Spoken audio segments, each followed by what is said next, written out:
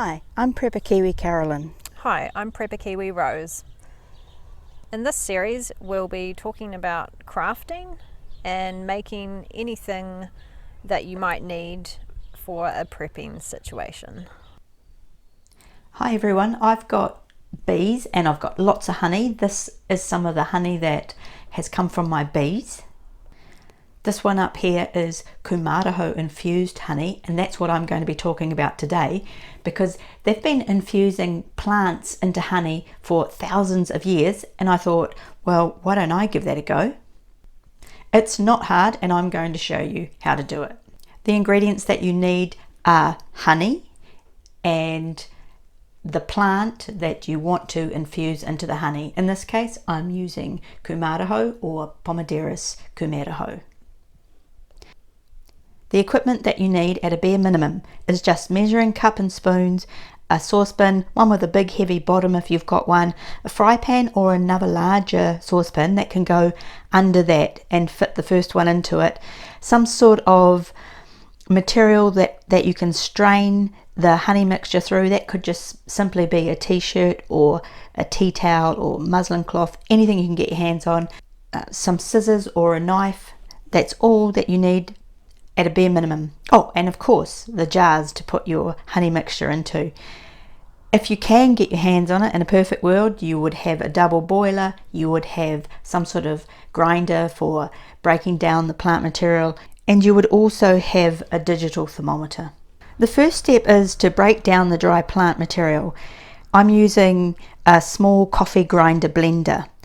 The general rule for making a honey infusion is 1 part by volume of the dry plant matter to 4 parts by volume of honey.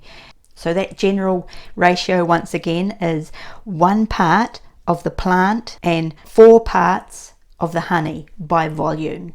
If you were putting in 1 cup of Kumarahou, then you would put in 4 cups of honey. One side note on that, depending on what plant you're using, you might think it's not appropriate to use that much because plants have all different constitutional chemical values inside. Yes, so you do need to have a bit of knowledge about what the plant is and why you're putting it in there. That goes together in a saucepan, so this is a heated method, and I've got a larger fry pan underneath with water in it. The idea is that as this heats up, it will stop, like any sugar, you've got to be very careful, it will stop the honey from burning. It will help control its temperature to some degree. So now you just mix it together and then bring the temperature up. And the reason that we're heating this is because we're wanting to decrease the amount of water in the honey, and the reason that we're using dried herb is because we don't want to introduce any extra water. And the reason we do that is so that we don't have the honey fermenting, so that it keeps as long as possible.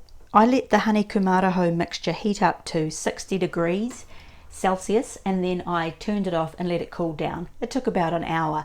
I did that 3 times, so I just heated it up to 60 degrees and let it turn off. I've got a digital thermometer, so that's easy. If you don't have one, you just have to be very careful that you don't boil that honey and ruin it.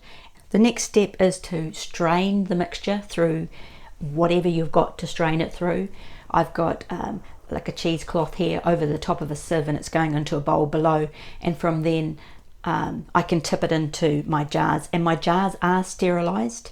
I sterilize mine in the oven. I bring them up to a certain temperature. Some people run them through the dishwasher. It's up to you how you do that. And I've got them sitting in warm water here too, because I don't want to shock the glass into any sort of change in temperature that might cause it to crack. I'm probably being overcautious, but I just don't want to risk damaging this because it's quite an effort to make it. This honey is now a much darker colour. It definitely has a green tinge to it. I've tasted it. It tastes very similar to the Kumarahou and blackberry cough syrup that I made, but it's likely to be stronger than that. What I do now is let it cool down and put the lids on it and label it. I always label mine with the botanical name of the plant that's inside it, because that tells people exactly what is in there. Just need to put it in a disclaimer here. I'm not a medical expert, and This is not an endorsement of any claim on the medicinal properties of Kumarahou or Kumarahou infused honey. This is just an example of how people have been historically infusing plants together for thousands of years. And this one is ready for me to put into storage. See you next time. See you next time. Chevy 69 Albazar.